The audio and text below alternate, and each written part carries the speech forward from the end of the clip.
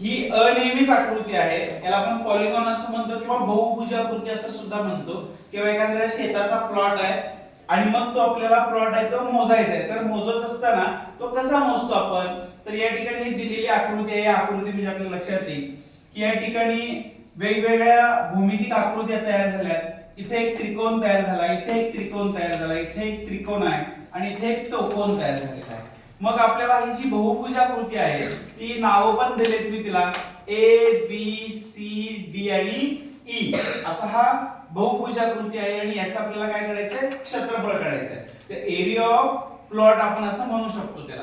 आता हे करत असताना बघा इथं एक त्रिकोण आहे, इथं 90 अंशाचा कोन दाखवला, इथे एक त्रिकोण आहे, इथं दाखवलेला आहे. मग या त्रिकोणांचं क्षेत्रफळ काढायचं आपण यापूर्वी शिकलेलो आहोत. त्रिकोणांचं क्षेत्रफळ काढायची सूत्र आपल्याला माहिती आहे. उदाहरणार्थ आपण म्हटलं की या ठिकाणी हा एक कोन 90 अंशाचा आहे, इथं पाया पण दिसतोय आणि उंची पण दिसते. तर आपण कसं त्याचं क्षेत्रफळ काढतो, 1/2 पाया गुणिले उंची. सूत्र आपल्याला यायला पाहिजे. मग आता या दिलेल्या माहितीवरून या आकृतीमध्ये सगळी माहिती दिलेली आहे. बघा पहिल्यांदा आपण या छोट्या त्रिकोणाचं क्षेत्रफळ घेऊ. Area of triangle ABQ. Area म्हणजे क्षेत्रफळ, ट्रायंगल म्हणजे त्रिकोण, त्याचं क्षेत्रफळ घेतलं. सूत्र लिहिले मी 1/2 बेस इनटू हाईट, पाया गुणिले उंची. मग पाया 30 आहे, उंची 50 आहे. आता इथं भागाकार घालवला, 2 न 30 ला भाग घालवला, 15 दुनी 30, जे शिल्लक राहिलं त्याचा गुणाकार केला, 15 5 75 म्हणजे 750 चौमीटर हे त्या छोट्या त्रिकोणाचं क्षेत्रफळ आलं. ते आपण इथं लिहून टाकलं. तसाच हा दुसरा त्रिकोण आहे, याचा पाया 60 आहे, याची उंची 25 आहे. आपण याला उंची म्हणतो आणि याला काय म्हणतो, पाया म्हणतो. त्याचं एक क्षेत्रफळ काढलं, सूत्र तेच वापरलं.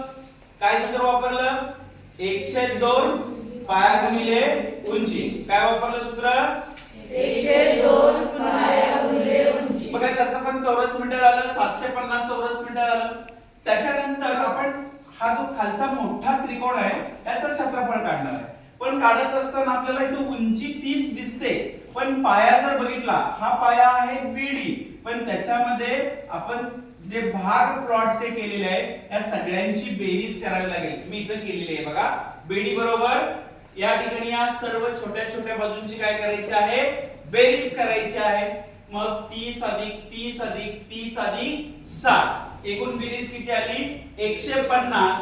म्हणजे या आकृतीचा जो पाया बीडी आहे त्याची लांबी किती आली, 150 इतकी आली. ओके. आता मग त्यासाठी आपल्याला सूत्र कुठलं बघायचं, 1/2 पाया गुणिले उंची. किती आलं त्याचं क्षेत्रफळ, 2250. आपण इथं 2250 क्षेत्रफळ लिहिलेलं आहे. आता राहिला एक चौकोनाचा भाग. आता या आकृतीमध्ये हा जो चौकोन दिसतो, हा चौकोन काय आहे, तर समलंब चौकोन आहे. समलंब चौकोनाचं क्षेत्रफळ काढायचं सूत्र काय आहे, समांतर बाजूंची बेरीज गुणिले उंची. तर या आकृतीत या दोन बाजू दिसतात, या समांतर आहेत आणि ही त्याची काय आहे, उंची आहे. मग आपण इथं समांतर बाजूंची बेरीज केली, ती बेरीज आली 75 आणि उंची त्याची किती आली, 60. आणि मग त्याचं क्षेत्रफळ किती आलं, 2250. ते आपण इथं लिहिलं. आणि या सगळ्यांची बेरीज किती आली, 6000 चौरस मीटर. म्हणजेच या दिलेल्या प्लॉटचं जे एकूण क्षेत्रफळ आहे ते किती आलं, 6000 चौरस मीटर. आलं का लक्षात तुमच्या, समजलं का?